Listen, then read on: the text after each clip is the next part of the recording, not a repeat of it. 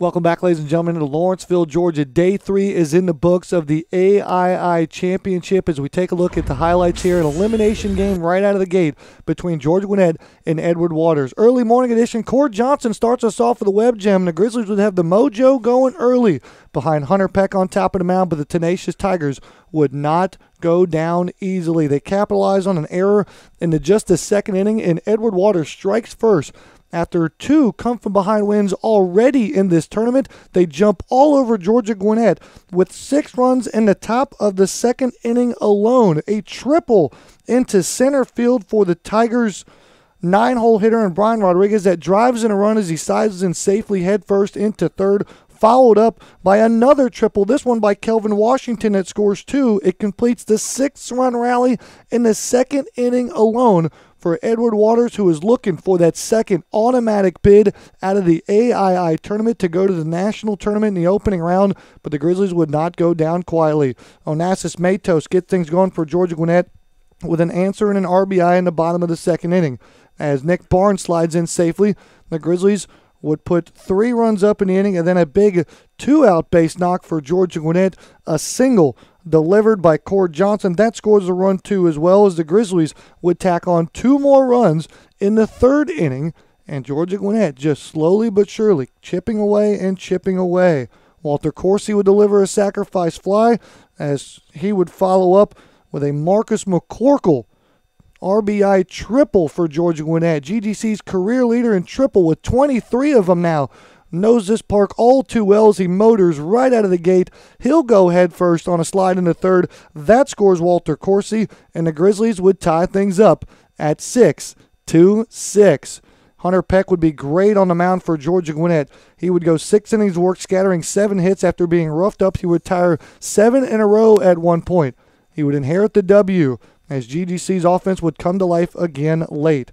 As Brandon Frazier delivers a 2 RBI single over the bag in the 5th inning. That scores Barnes and Chris Jones, followed up by a C.J. Ballard 2 RBI double as the Grizzlies would put a crooked number up in the 5th and have a phenomenal lead at 5-6. Edward Waters would have plenty of opportunities. They get a run in the top of the 6th off of Peck. His day would be done after 6 innings of work, and the Grizzlies would turn things over to the bullpen. However, good defense by Nick Barnes in left field guns out the runner at the plate, really turns the tide of the momentum of this contest as Edward Waters would have the bases loaded and nobody out in the 8th inning. They get a force out of the plate, a fly ball in foul territory, and a great play right there by Jordan Tilsky gets out of the threat in the 8th.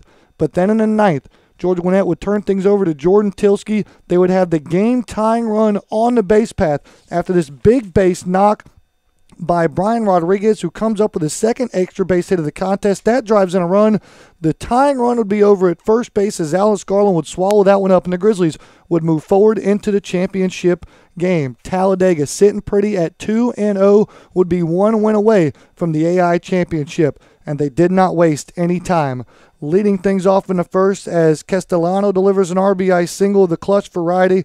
They would add another run in the 3rd inning as another clutch RBI by Castellano as GGC would get down 3-0 early. Cord Johnson would get the Grizzlies on the board with a ground ball to shortstop, and the Grizzlies cut the deficit to 2.